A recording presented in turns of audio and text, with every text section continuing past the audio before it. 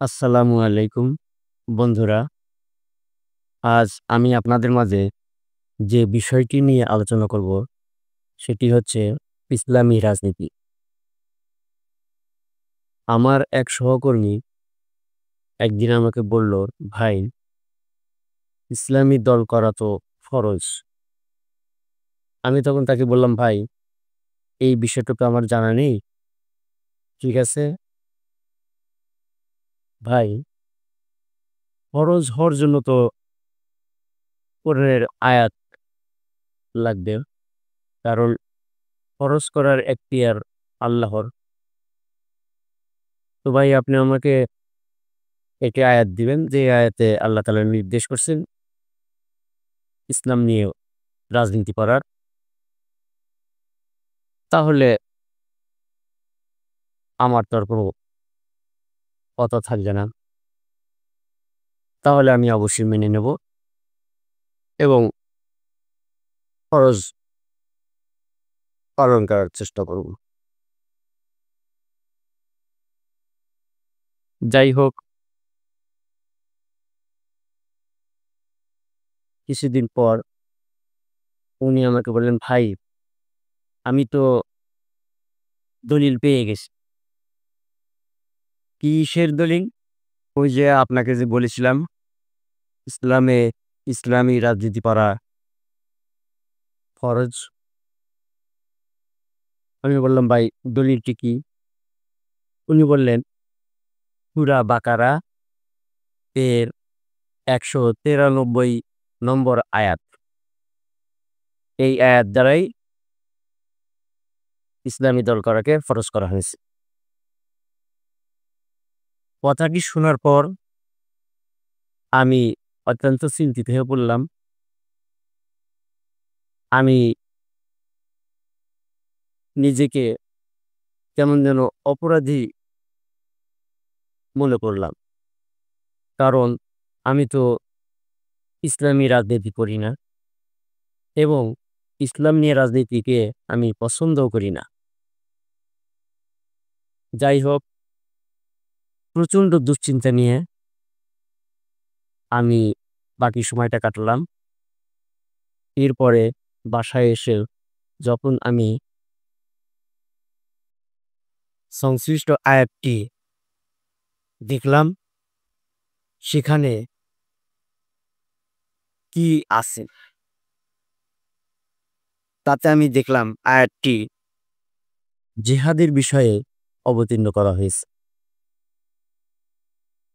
কোনো রাজনৈতিক দল করার ব্যাপারে নয়।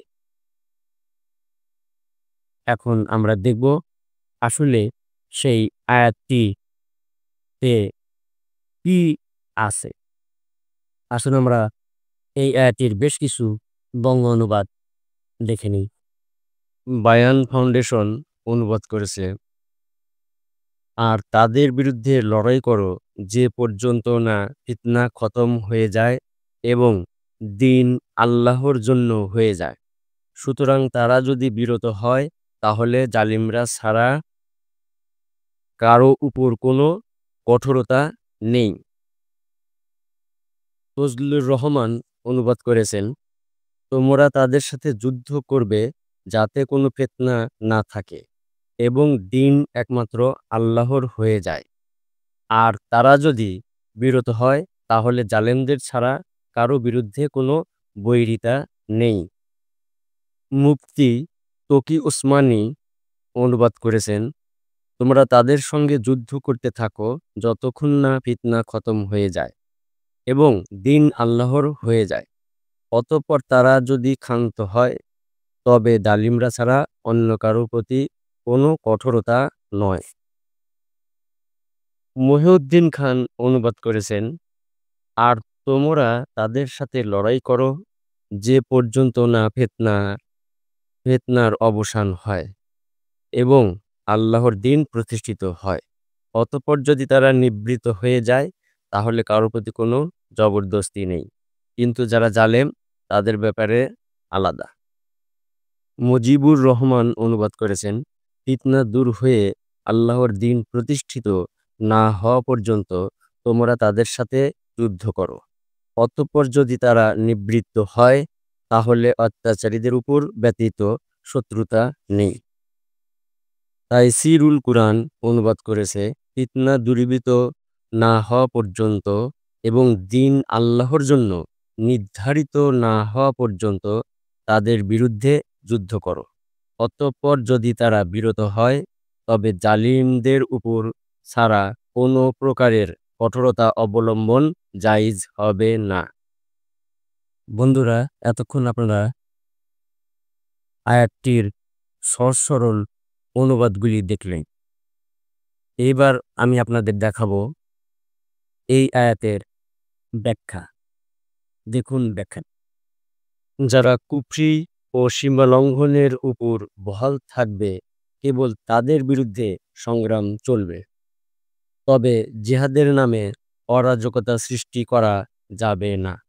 যেমন ইবনে উমর রাদিয়াল্লাহু হতে বর্ণিত, তার কাছে দু ব্যক্তি আব্দুল্লাহ ইবনে জুবায়ের রাদিয়াল্লাহু এর যুগে সৃষ্ট ফিতনার সময় আগমন করল এবং বলল, লোকেরা সব ধ্বংস হয়ে যাচ্ছে আর আপনি উমর রাদিয়াল্লাহু এর পুত্র নবী করিম সাল্লাল্লাহু আলাইহি সাল্লাম এর সাহাবী, কী কারণে আপনি বের হন না? তিনি উত্তর দিলেন, আমাকে নিষেধ করেছে এ কথা নিশ্চয়ই আল্লাহ তাআলা আমার ভাইয়ের রক্ত হারাম করেছেন। তারা দুজন বললেন, আল্লাহ তাআলা কি এ কথা বলেননি যে তোমরা তাদের সঙ্গে যুদ্ধ করো যতক্ষণ না ফিতনার অবসান ঘটে? তখন ইবনে উমর রাদিয়াল্লাহু বললেন, আমরা তাদের বিরুদ্ধে যুদ্ধ করেছি যতক্ষণ না ফিতনার অবসান ঘটেছে এবং দিন আল্লাহ তাআলার জন্য হয়ে গেছে। আর তোমরা যুদ্ধ করার ইচ্ছা করছো ফিতনা প্রতিষ্ঠা করার জন্য এবং যেন আল্লাহ তাআলা ব্যতীত অন্যের জন্য দিন হয়ে যায়। সহিহ বুখারী হাদিস নাম্বার 4513। ব্যাখ্যা তো আমাদের দেখা হয়ে গেল।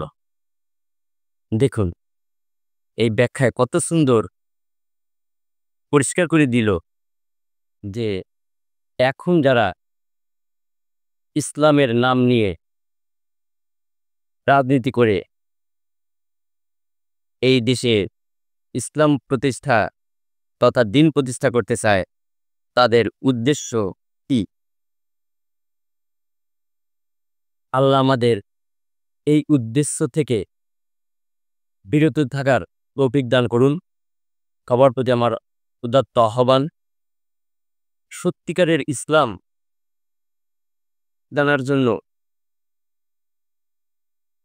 এই বিষয়ের উপর লেখাপড়া করুন, গবেষণা করুন। তাহলেই আপনি বুঝতে পারবেন আমরা সঠিক ধর্মে আছি নাকি বানানো কোনো কিছু অবলম্বন করছি। পরিশেষে আমি ধন্যবাদ জানাবো আমার সেই সহকর্মী ভাইটিকে, যিনি আমাকে এই তথ্য দিয়েছিলেন, যার কারণে এর উপর আমি পড়াশোনা করলাম, গবেষণা করলাম। করে আমি নিশ্চিত হলাম যে আলহামদুলিল্লাহ আমি এ ব্যাপারে আল্লাহর খরচ তরক করছি না, বরঞ্চ আল্লাহর নির্দেশিত পথই অবলম্বন করছি। সবাইকে ধন্যবাদ। আসসালামু আলাইকুম।